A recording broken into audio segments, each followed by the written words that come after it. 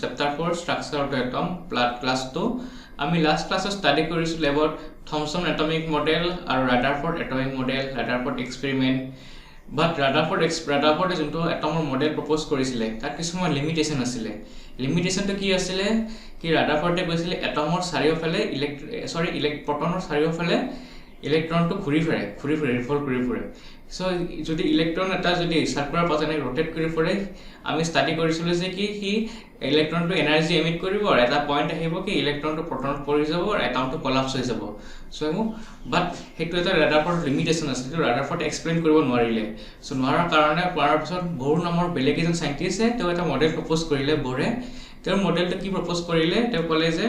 only certain special orbit known as discrete orbit of electrons are allowed inside the atom মানে ইলেক্ট্ৰনটো এটো হল তোমাৰ nucleus এনেকুৱা কিছুমান ডিসক্ৰিট orbit থাকে এই অৰবিটৰ চাৰিওফালে ইলেক্ট্ৰনটো ৰোটেট অৰবিটত এই সাৰ্কুলাৰ অৰবিটৰ পাৰ্টত ইলেক্ট্ৰনটো ঘূৰি ফুৰে ৰিভলভ কৰি ফুৰে ৰোটেট কৰে সো এটো হল তোমাৰ ব'ৰ মডেল আৰু কৈছিলে যে while revolving ইন যেতিয়া ৰিভলভ কৰি থাকে এনেকে তো ইলেক্ট্ৰনটোৱে কি কৰে এনাৰ্জি কোনো এমিট নকৰে do not radiate any energy so হেকাৰণে এনাৰ্জিটো ৰেডিয়েট নকৰে সো এই ইলেক্ট্ৰনটোৱে এটা চাৰিওফালে নিউক্লিয়াছৰ চাৰিওফালে এনেকে ৰিভলভ কৰি ঘূৰি ফুৰি থাকে সো এটো হল তোমাৰ ব'ৰ মডেল সো ব'ৰ মডেলটো আমি সোলাৰ সিস্টেমটো লগত কম্পেয়াৰ কৰি চাওঁ আমাৰ সোলাৰ সিস্টেমটো কেনেকুৱা হয় আমাৰ সোলাৰ সিস্টেমটো সান থাকে সেন্টাৰত আৰু সেন্টাৰ তাৰ চাৰিওফালে বেলেগ অৰবিট থাকে সো বেলেগ এলিমেন্ট প্লেনেটবোৰ ৰিভলভ কৰি থাকে সানৰ চাৰিওফালে সো প্ৰথমত থাকে মাৰ্কাৰী ভেনাছ আৰ্থ এনেকে বেলেগ অৰবিটত ৰোটেট কৰি আছে সিমিলাৰলি ইলেক্ট্ৰনো তেনেকে ৰিভলভ কৰি থাকে এটা orbital পাৰ্টত okay so it was one Bohr model in 1932 J Kedwick discovered neutron boli electron namor aru eta beleg sub particle discover korisil jeneke proton aru electron sub atomic particles asile thik teneke neutron eta sub atomic particles into 1932 J Kedwick discover korisile aru neutron to tumar neutral hoy jeneke electron negative charge thake proton positively charge thake tumar और neutron তো neutral হয় তাত কোনো charge না থাকে আৰু হি নিউক্লিয়াছত present থাকে so আমি কেনেকৈ ক'ব পাৰো ষ্ট্ৰাকচাৰ এটমৰ এটো হল তোমাৰ প্ৰটন আছে আৰু ইয়াতে নিউক্লিয়াছ একেলগে থাকে আৰু ইলেক্ট্ৰন নিউট্ৰন তো প্ৰটন আৰু নিউট্ৰন থাকে ইয়াতে এটো কোৱা হয় ভিতৰ এলিমেন্টটো কোৱা সেন্টাৰটো কোৱা হয় নিউক্লিয়াছ আৰু এটো হয় প্ৰটন আৰু নিউট্ৰন সোমাই থাকে আৰু ইলেক্ট্ৰন এনেকৈ চাৰিওফালে ৰিভলভ কৰি থাকে নে সাৰ্কুলাৰ অৰবিটত ওকে সো যদি আমি ডিটেইলস স্টাডি কৰিছিল ব'ৰ মডেলটো তো কেনেকৈ হ'ব তোমাৰ এটো হল তোমাৰ নিউক্লিয়াছ ইয়াত থাকে তোমাৰ নিউট্ৰন আৰু প্ৰটন আৰু এনেকৈ তোমাৰ অৰবিটেল পাৰ্ট থাকে সো ফাৰ্স্ট অৰবিটটো কোৱা হয় k সেল সেকেন্ডটো কোৱা হয় l cell m cell n cell so এনেকৈ ডিফাৰেন্ট পাৰ্ট থাকে ডিফাৰেন্ট অৰবিটেল পাৰ্ট থাকে যত ইলেক্ট্ৰনটো ইয়াতে ৰিভলভ কৰি থাকে সো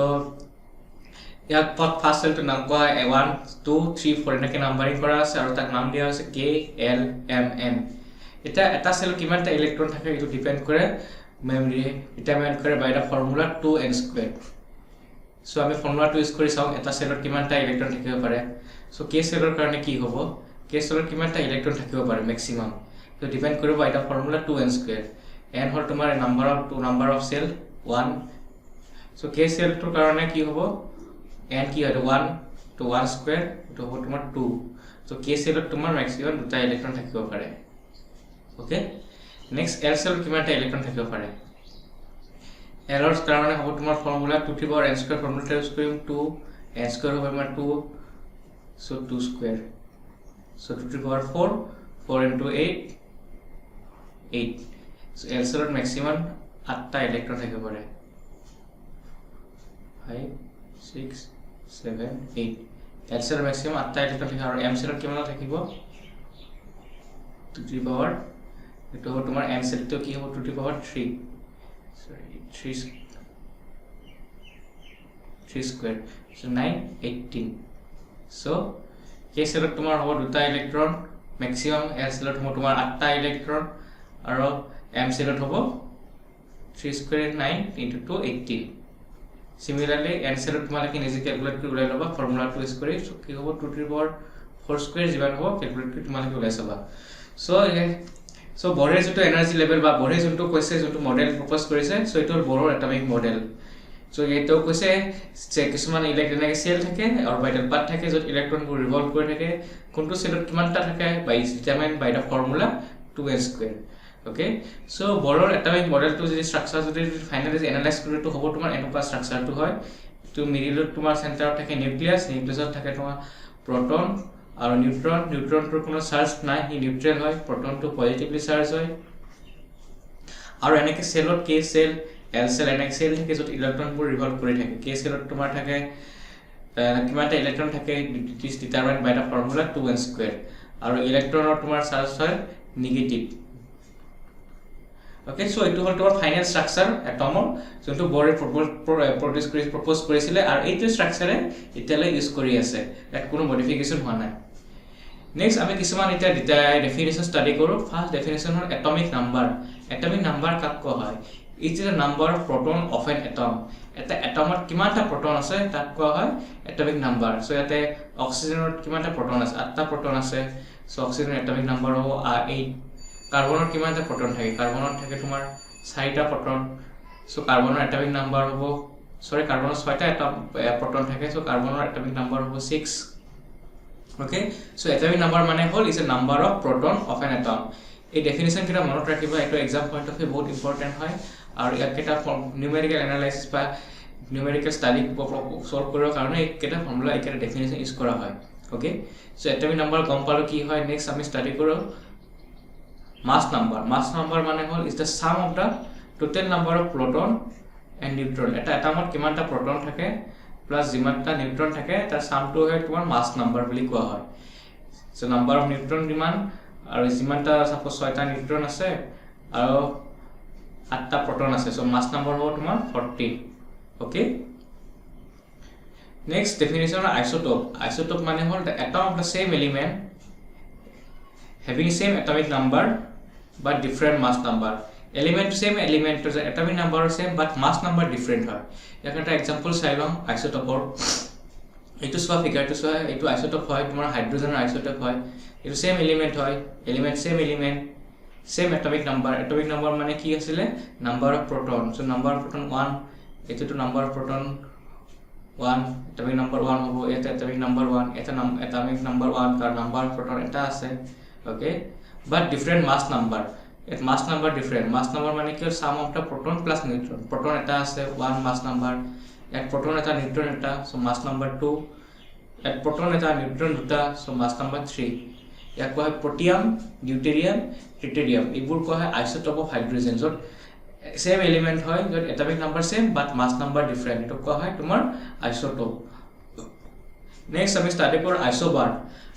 মানে কি হল atom of different element এটা সো atom কেটা একটা different element হয় তো argon হয় এটো krypton হয় এটো calcium হয় এটা বেলেগ element হয় with different atomic number different atomic number মানে কি number of the proton এক proton আছে 18 এক proton আছে 19 and proton আছে 20টা so atomic number different হয় but mass number একে আছে which is the same mass number at mass number same mass number মানে কি sum of the proton plus neutron so 18 plus 2 22 40 and 19 plus 21 40 yeah to same 20 20 40 so mass number same আছে so এইবোৰ element কোৱা হয় এইবোৰ type কোৱা হয় isobar okay so এই ডেফিনেশনটো ভালকৈ মনত ৰাখিবা নেক্সট আমি স্টাডি কৰো এবাউট ভ্যালেন্সি কি কাক কোৱা এতিয়া এটমৰ আমি জানো যে এটমবোৰ নৰমালি তোমাৰ এলিমেন্ট ফৰ্মত বা এটা সিঙ্গেল এক্সিস্ট নকৰে এটা মলিকুলাৰ ফৰ্মত নৰমালি এক্সিস্ট কৰে যেনে অক্সিজেন মলিকুল হিচাপে থাকে অক্সিজেন এটম সিঙ্গেল এটম হিচাপে নাথাকে অক্সিজেন মলিকুল হিচাপে থাকে এক্সিস্ট কৰে নেচাৰত এটা কি কৰে এটা মানে কম্বাইন হ'ব বিচাৰে বেলেগ এলিমেন্ট সেম এটম বা ডিফাৰেন্ট এটমৰ লগত কম্বাইন হৈ থাকিব বিচাৰে হেতে এলিমেন্ট কেইটাই সো তাৰ কাৰণে কম্বাইনিং ক্যাপাসিটি কিমান হয় হেতু ডিপেন্ড কৰে হেতু কোৱা হয় ভ্যালেন্সি এটা ভ্যালেন্সি কাৰণে এটো সোয়া হাইড্ৰোজেন তো এটমটো সোয়া হাইড্ৰোজেন এটমত এটা কে সেল হয় কে সেলত আমি কি জানো কে সেলত থাকে তোমাৰ দুটা ইলেক্ট্ৰন এল সেলত থাকে 8টা ইলেক্ট্ৰন এটা কে সেলত কেটা আছে দুটা এটা ইলেক্ট্ৰন আছে ইয়াত ই ম্যাক্সিমাম কেটা একোমোডেট কৰিব পাৰে দুটা পাৰে আৰু এটা পাৰিব সো ই এটা ইলেক্ট্ৰন বেলেগৰ পৰা ল'ব বিচাৰিব সো তাক কোৱা হয় তাৰ ভ্যালেন্সিটিটা কোৱা হ'ব ভ্যালেন্সি হ'ব 1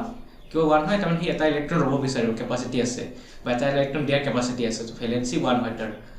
এটো হ'ল কম্বাইনিং কেপাচিটি কিবা এটা ইলেক্ট্ৰন ৰ'ব পৰা বা দিব পৰা যোন কম্বাইনিং কেপাচিটি হয় তাক কোৱা হয় ভ্যালেন্সি এতিয়া লিথিয়ামত চোৱা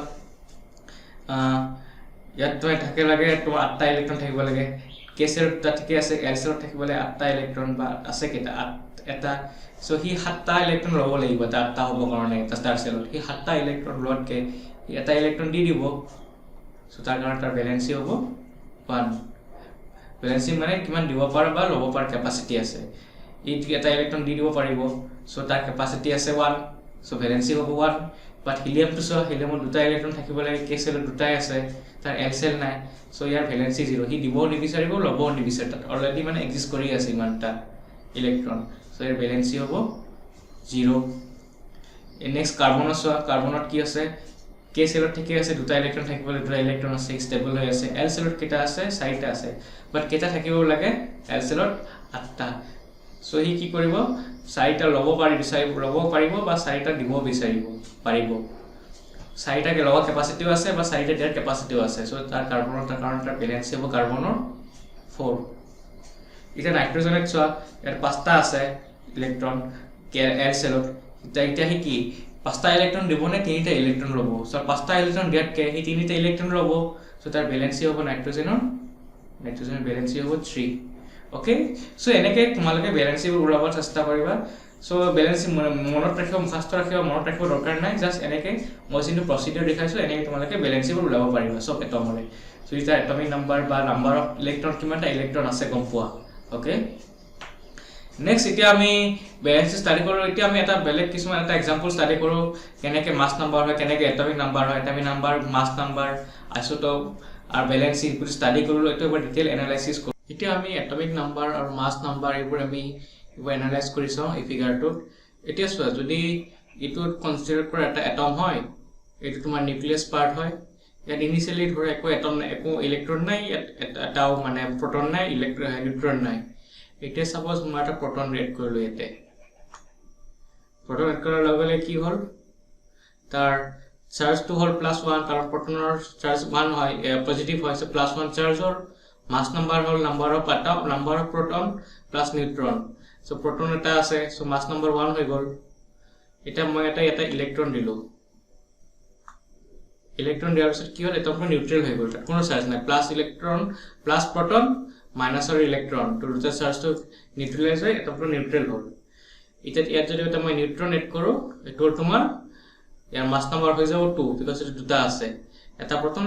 এটা নিউট্ৰন সো মাস নাম্বাৰ 2 এটা যদি মই ইয়াত আৰু এটা প্ৰটন এড কৰো এ কি হ'ব তাৰ মাস তাৰ ইলেক্ট্ৰন এটা নাম্বাৰ অফ প্ৰটন বাঢ়ি গ'ল প্ৰটন নাম্বাৰ অফ প্ৰটন বেছি আছে দুটা আছে আৰু ইলেক্ট্ৰন এটা আছে চাৰ্জ কি হ'ব +1 হ'ব কাৰণ প্ৰটন বেছি আছে এটা আৰু এৰ মাস নাম্বাৰ হ'ব 3টা বিকজ 3টা আছে এটা নিউক্লিয়াছত এলিমেন্ট সাবএটমিক পাৰ্টিকলস সো মাস নাম্বাৰ 3 এটা যে মই এটা ইলেক্ট্ৰন এড কৰো এটা কি হ'ব তোমাৰ এটা এটমটো নিউট্ৰেল হৈ গ'ল এটা যদি মই আৰু এটা ইলেক্ট্ৰন কৰো এটা কি হল কি হল তোমাৰ এটা তাৰটা ইলেক্ট্ৰন এড কৰিছত তো চাৰ্জ কি হল -1 হৈ গ'ল ঠিক আছে এতিয়া এটা সোৱা এটো হল k সেল দুটা ইলেক্ট্ৰন এড কৰিব পাৰি নেক্সট মই কোড এড কৰিছো এলত এড কৰিছো এটা তুমি আৰু এটা প্ৰটন এড কৰো এটো তোমাৰ লিথিয়াম হৈ গ'ল ইয়াৰ তোমাৰ মাস নাম্বাৰ হল মাস কিমান 4 আৰু চাৰ্জ কি 0 কাৰণ number of electron is equal to number of proton so net charge 0 হ'ব ইয়াত মই আৰু যদি এটা নিউট্ৰন এড কৰো তো কি মাস নাম্বাৰ বাঢ়ি গ'ল আৰু এটা যদি নিউট্ৰন এড কৰো তো মাস নাম্বাৰ বাঢ়ি গ'ল 6টা হ'ব ওকে সো এনেকৈ ক্যালকুলেট কৰা হয় তোমাৰ মাস নাম্বাৰ আৰু charge okay with this we have come to the end of the chapter 3 chapter 4 structure of the atom আমি নেক্সট ক্লাছত আমি ষ্টাডি কৰিম কিছুমান points from chapter 3 mole concept ion atomic number atomic mass unit একেটা বস্তু একেটা concept মই last chapter 3 আছিল কিন্তু একেটা কনসেপ্ট মই এই chapter 4 শেষৰ পিছত নেক্সট ক্লাছত ডিসকাস কৰিম ওকে থ্যাংক ইউ